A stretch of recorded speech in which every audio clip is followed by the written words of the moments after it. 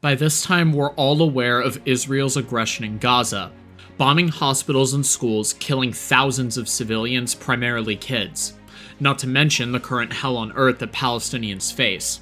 Imagine living just 5 minutes in the besieged Gaza Strip, waking up in underground tunnels with no electricity, water, or gas, cut off from any food and medicine supply. You'd probably try to come back to your cozy place in front of your laptop with the speed of light.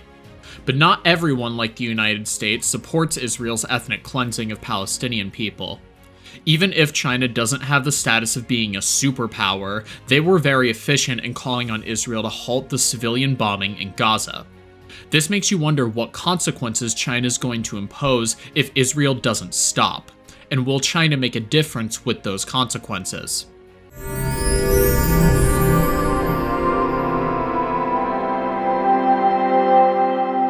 In the realm of global diplomacy, China pushed for a quick organization of an international peace summit.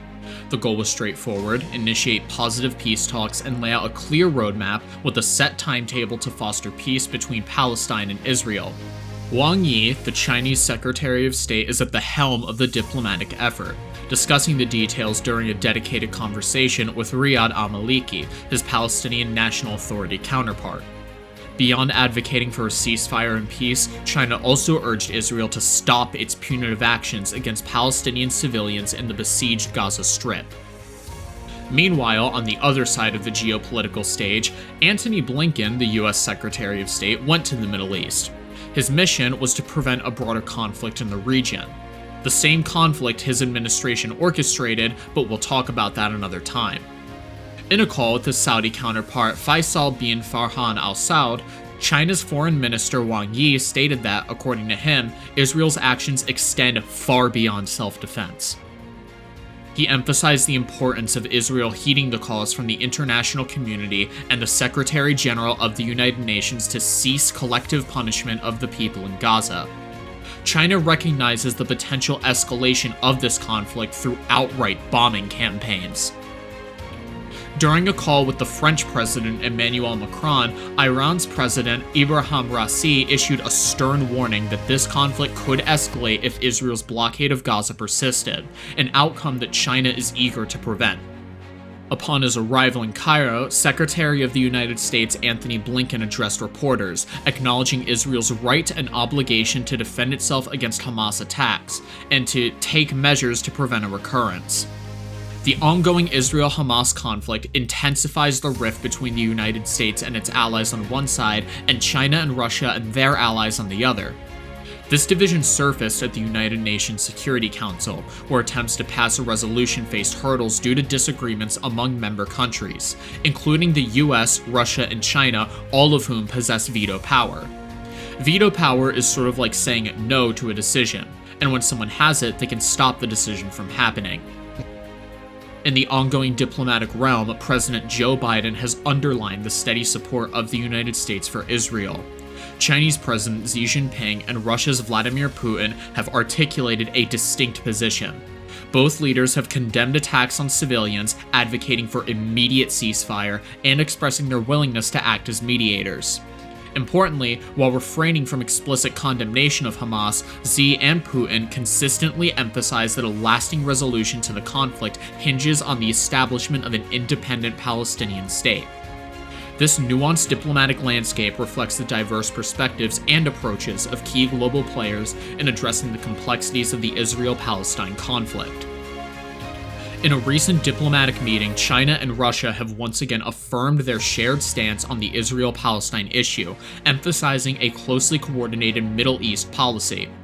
China's Middle East envoy, Zhai Jun, made a statement during the initial leg of his regional tour in Qatar, asserting that the core reason for the current state of the Palestinian-Israel conflict is the lack of protection for the legitimate national rights of Palestinian people. In response, Israel expressed frustration with China's reaction to the recent Hamas attacks. If you want to be the first to know about upcoming content, go ahead and like and subscribe to our YouTube channel. With that said, let's get back to China. As tensions escalate between Israel and Palestine, there's growing concern for advocating for the protection of civilians and the adherence for international law. China, among other nations, has criticized Israel's actions, which extend beyond self-defense and urging Israel to abstain from any collective punishment of the population of Gaza. In a recent development, Chinese Foreign Minister Wang Yi engaged in a phone call with Iran's Minister of Foreign Affairs Hossein Amir-Abdollahian. During the call, Wang pointed the pressing need to de-escalate the situation in Gaza, emphasizing the potential for a severe humanitarian crisis. This emerging crisis, if unchecked, could lead to increased civilian casualty and pose a threat to regional peace, Wang cautioned. He emphasized that the exercise of the right to self-defense must align with international law and humanitarian principles, specifically ensuring the safety of civilians and prisoners. Wang warned against responding to violence with more violence, saying it would already worsen the already unstable situation. This call for de-escalation is not an isolated stance. Following his visit to China, EU Foreign Policy Chief Joseph Borrell, in a press conference, criticized Israel's orders as untenable. While expressing support for Israel's right to self-defense, Borrell highlighted the constraints imposed by international law. Chinese experts assume that the Israel-Palestine conflict has reached a critical point. If Israel proceeds with its planned ground offensive amid the deepening humanitarian crisis in Gaza, it could face diplomatic and public opinion pressure for violations of international law. Moreover, a prolonged conflict may have adverse effects on Israel's outgoing efforts to normalize relations with Arab countries. The situation remains fluid, with diplomatic tensions and concerns escalating on multiple fronts. In the evolving dynamics surrounding the Israel-Palestine conflict, the contrasting approaches of major powers have come into sharp focus. While the United States steadfastly provides unconditional support to Israel, China and Russia are approaching the delicate situation with measured consideration. In the latest diplomatic developments, we saw China using its veto power at the United Nations, blocking resolutions put forth by the United States which favored Israel, but notably omitting any mention of a ceasefire. China's ambassador to the UN justified the veto by stating that the resolutions were disproportionately skewed.